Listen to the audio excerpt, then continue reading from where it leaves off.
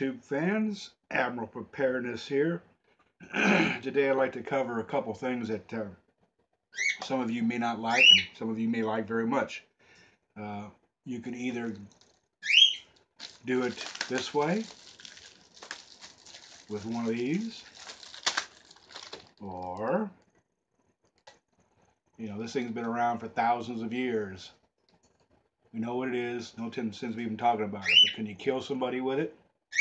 Well, yes, you can kill somebody with it. If it's a well-placed shot and it's a well-placed ammo. One of these or one of these. This is the missus, this is the mister. What's nice about this one is it uses the same magazine for both of them. Now we know what these do. We know what these are capable of doing. And we know that these need to be respected with the greatest utmost in respect and care. At least when you have one of these, you know how to use it. This is the Glock, the 27 and the 23. I highly recommend you carry something that your local PD carries. I don't care what anybody says. Carry what they carry. Because guess what? Some building somewhere in your town has got parts. Someplace, some building where you live, there's extra ammo, magazines. You can find it. And remember, what your local PD carries usually are 9mm. These are 40 cals. My local PD here carries Glock 40 calibers. These are excellent weapons. They have the iridium sight, so you can see that. I'll get to where you can see it. Nice iridium. Lets you see whatever you're looking for at night. Fits good in the fingers, fits good in the hand. It's capable of getting the delivery, getting the weapon, getting that bullet down range. Can shoot short, can shoot long. Accurate, and it's going to hit that target and knock it down. You use a good smokeless powder. It's out there right now, and you're going to be able to make sure that you're going to hit that target. Easy to keep clean, not as many moving parts. You just have to remember that it's a deadly weapon, and you always want to carry, keep around your trigger lock. I don't care what kind you get. There's another kind that I used to have. This is now for my rifles. This is a trigger lock. It goes around the bolt. You can put it through the receiver, through the magazine holder, and it ain't coming off. It's going to take a bit of an effort to get that removed. The other thing is carry a good supply of ammo. If you got these little loaders, I really like these, but I wish they'd make them in a better material, because after a little work, the pressure has a tendency to break. These are easy to hand load. Doesn't take much. You just have to be able to get the right grip. A little pressure. This was fully loaded. Kind of a pain, but small magazine, larger magazine. This one's got hollow points. You can see that or not. This one's got your target practicing on your low grain. I think it's a 120 grain, 40 caliber.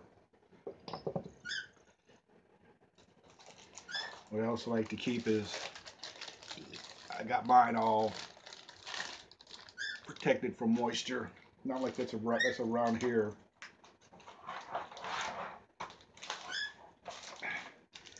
These guys are real good. They're really inexpensive. You take them, keep your guns clean, keep them in your containers. These guys, give it a good nice wipe over. You can use them with your cleaning tool for your barrel. Also remember that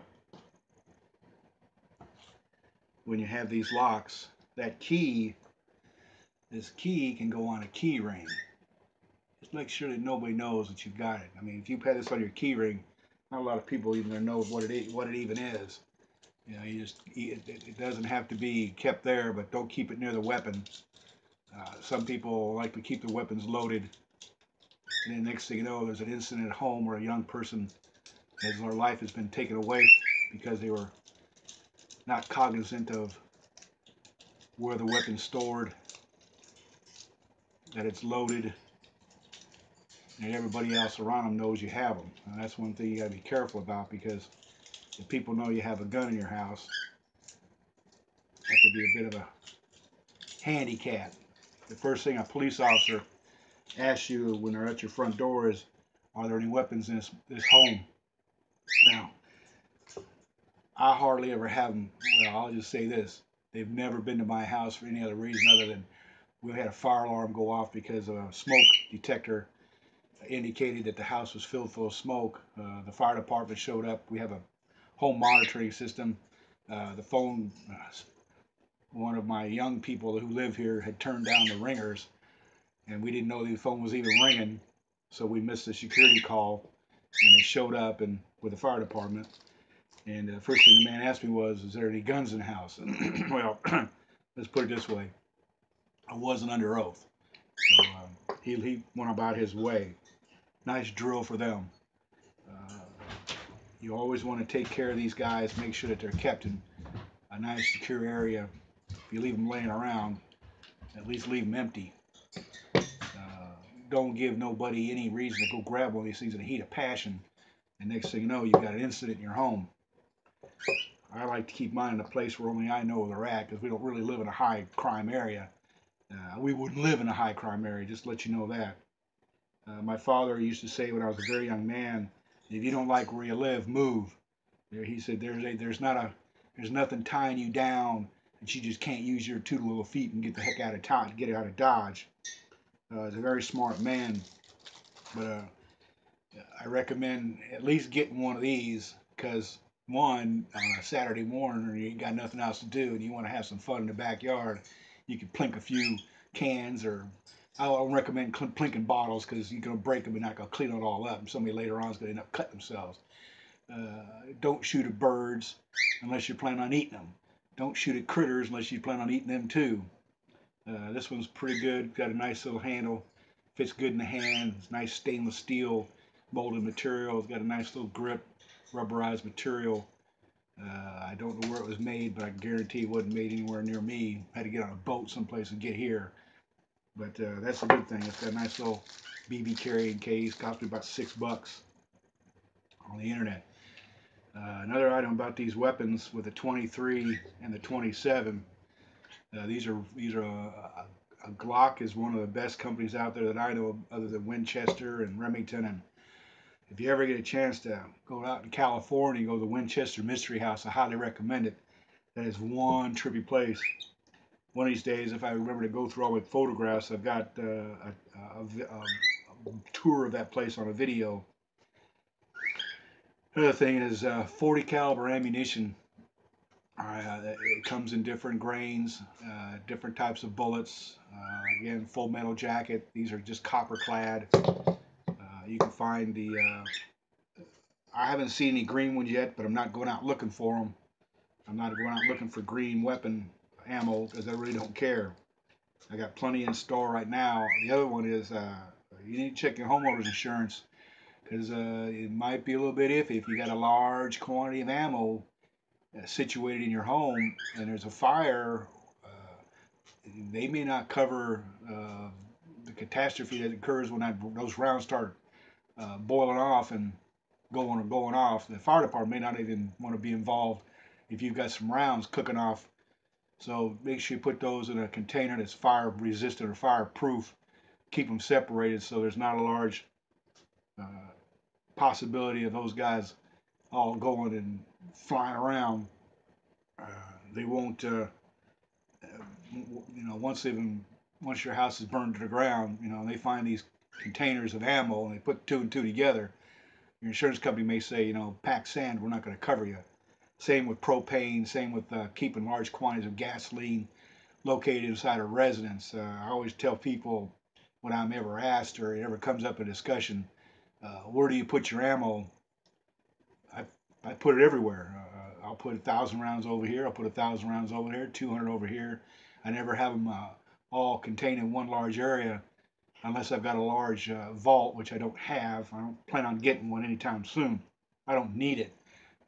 Where I live, I chose to locate my family where there's the least possibility of uncivil unrest, only because most people around here in their 70s and late 40s and all the chillins, they're down below in another state where they could get in a vehicle and come up here. But I got a feeling when SHTF ever does really happen, these freeways are going to be nothing but landing strips for military aircraft and helicopters because nobody's going to be able to afford to drive a car because there won't be no gas. You got to keep thinking, 3 days, 3 days. These ships come across the ocean. If there's nobody to offload the cargo or there's nobody there to process that chemical or material into the consumer product, it just stops. And as long as you've got a few, well, I don't care. You just have enough to last you a good long time. These weapons, they're not just going to break. They're built for reliability. They're built for toughness. They're polymer. They've got the steel where the steel needs to be, and the polymers where the polymer needs to be. The engineers design these things to last a long time. Now, I wouldn't recommend continuously shooting through the barrel because you're going to end up wearing it out, or you break the firing pin, and you're pretty well screwed unless you got parts. Now, parts are not cheap for these, but at least carry a couple extra barrels, a couple extra firing pins, a couple springs. These guys, the only thing they're going to break is if you mess them up or get them gunked up so bad that they don't even want to work because that spring is it's the no-brainers, friction fed. Don't lose the key. If you lose the key to these guys, it's going to take you a little bit of while to get this thing off the. If you don't have no reason to have a pistol lock or grip lock or a trigger lock, you don't need it. These guys here, anything will be ammo. That's one thing about these guys. Everything can be an ammo. If you've got a bicycle tire out there, you've got yourself a slingshot. That inner tube. If you've got any old cars, you're gonna have. Believe me, there's gonna be plenty of supplies that you'll be able to use with this guy. Uh, Back in the day, they used to use a lot of different materials for the rubber stuff, so you can always find that laying around. I guess I've got less to say about it, so I won't ramble on. Hey, do me a favor, take care of your family, take care of your country, and remember, next time it's coming up for the voters to go vote, don't sit around and complain. Get out and vote.